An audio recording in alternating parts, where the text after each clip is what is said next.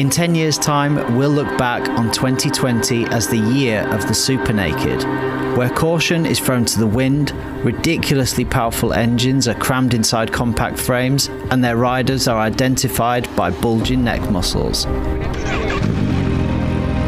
This test puts two of the biggest contenders head to head.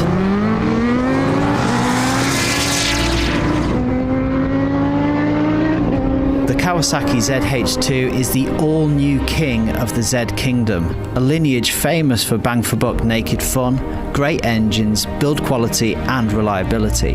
The ZH2 reigns over them all. A 1000cc supercharged inline-4 with 200 PS and 101 foot-pounds of torque, using forced induction to send this ship into warp speed. KTM's all-new 1290 Super Duke R, the Beast 3.0, is back for another round. Refined, tweaked, and in a more athletic form, the Beast's bite is sharper than ever.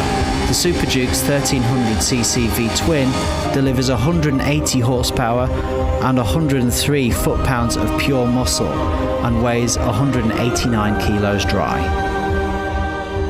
And spoiler alert, both of these bikes have got enough power to take your head clean off. So, Ollie, we're at the airfield and we are going to work out which one of these super nakeds is faster. So I'm thinking like 0 to 100 or 0 to 130, what do you think? Yeah, 0 to 130, I think they've got quite high top speed, so I think that's a generous. And then roll on, I was thinking like 40 through to 120, third, fourth, fifth and sixth gear. Yeah, Sound good? through the box. Yeah, it sounds really good. I think that would be a good comparison, to be honest. And who's your money on? I haven't ridden both of them. I know that thing is an absolute torque monster. The Super Duke is just unreal. You know, it's got 140 Newton meters torque, 180 horsepower, sitting at around 200 kilos. Same torque, you know, slightly more horsepower, but it's, you know, sat 30, 35 kilos more, so probably more planted, but higher top speed maybe, but up to 100 I think the Super Duke's got it. Well, let's find out. Sounds good. Just for the record, I think this is going to win. But let's go and find out, let's get it on. Nice.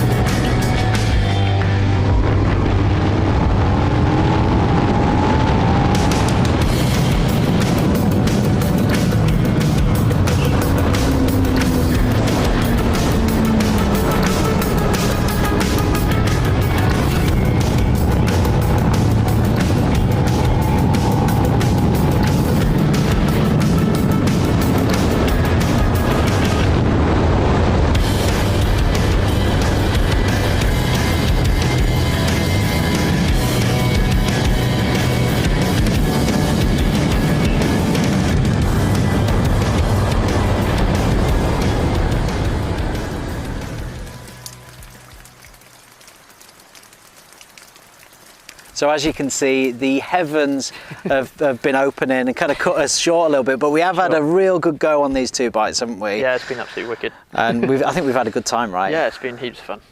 The results? We both talked about it earlier, weren't we? It's really inconclusive. You know, earlier I sort of said that would be, you know, the one to go for, sort of 0 to 100, and then that would sort of go off afterwards. But we were both changing bikes and we were both sort of back and forth, as you'll see in the video. But it's just difficult to lay the power down basically and hold on for dear life, just because the handlebars are going and you're trying to tuck behind without breaking your neck and stuff from the wind. You know, my neck's a little bit sore now. But you know, like you said, it's inconclusive, I'd say. But I mean, these super naked, very different. You know, like my definitely. bike, my Gixxer 750, not as fast as these, but I can go up and down this airfield, no problems, 140, no dramas, you know, and you put your head up and you think, crikey, I'm doing 140. Definitely. These things, you know you're doing that sort of speed. Sure. And on this one, on the ZH2, you know, you're constantly, if you're in that power, you're constantly skipping on the road, and because it's got no steering damper, it's a scary experience. Definitely. And that thing just wants to wheelie all the time. It's just an absolute wheelie machine, isn't it? That engine is just an absolute peach. It's super smooth. Anything, you can ride it around at whatever gear, whatever speed you want. It will just pick up and not clatter and, you know, judder a little bit like the V-twin characteristically does. But, you know, on third gear roll on, that eats up for breakfast. But fourth, fifth, sixth, that is just, it's gone, gone straight away. It's a really flexible motor. Definitely. So I think the 0 to 130, pretty inconclusive, probably a bit more to do with the rider and a bit more to do with how much guts you've got, how much balls you've got basically. The roll-on stuff, this in third gear, everything else, the ZH2 wins. Yeah, but definitely. You know what, these bikes weren't designed for the track, they weren't designed for doing this, they were designed for the road. So we're going to take them on the road and see how we get on.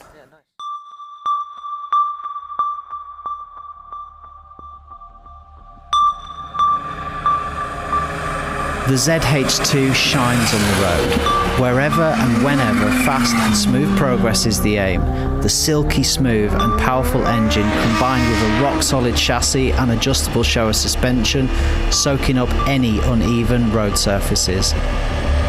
Kawasaki's market research said their customers wanted a powerful naked bike that was easy to ride and could be ridden every day. They have delivered on this to perfection.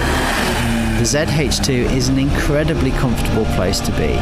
All-day comfortable riding position and a beautifully silky smooth motor that can be as easily ridden on a trip to the corner shop as it can be cruising at 120 miles an hour on the Autobahn. Suspension set up plush, sure-footed, planted, and the swung-back bars providing a less intense and more relaxed feel. By contrast, the KTM is a totally different animal.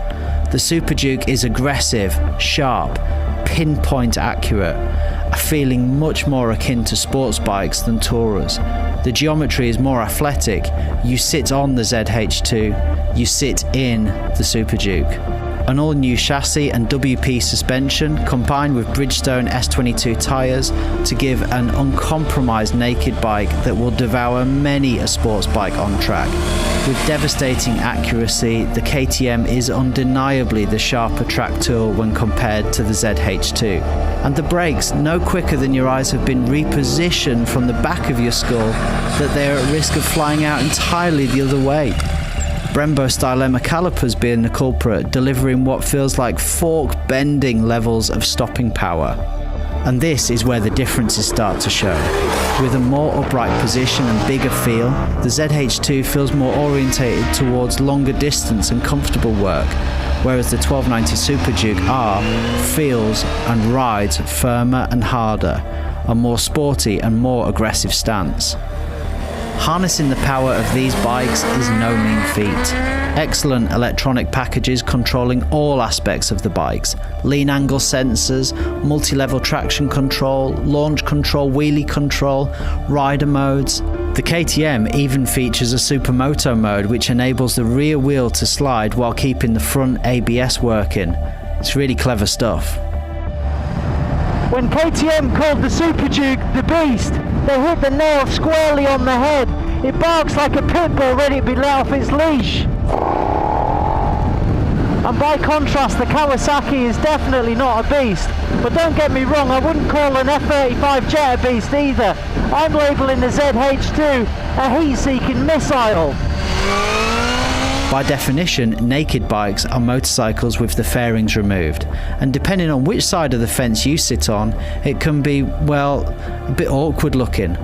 The Super Duke is angular, its razor-sharp lines bringing beauty to the beast. The classic KTM orange carefully mixed with blue, and it works. That single-sided swing arm is a thing of beauty, and the feel of the build quality is nothing short of brilliant. The Sugomi styling of the ZH2 is arguably less beautiful than the Duke, its powerful front end blunt in comparison at first glance, and the fine details don't shout premium in the same way that the Duke's does. But beauty is often found somewhere between chaos and order, and with the Z, it's about discovering new angles and line work that you may have not first seen.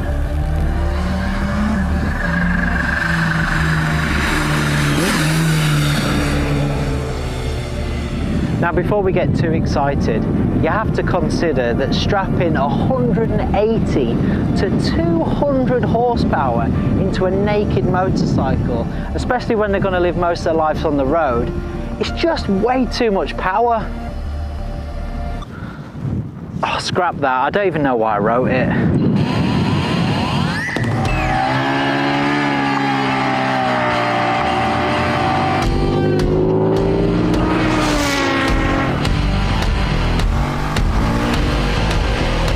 Now for the conclusion.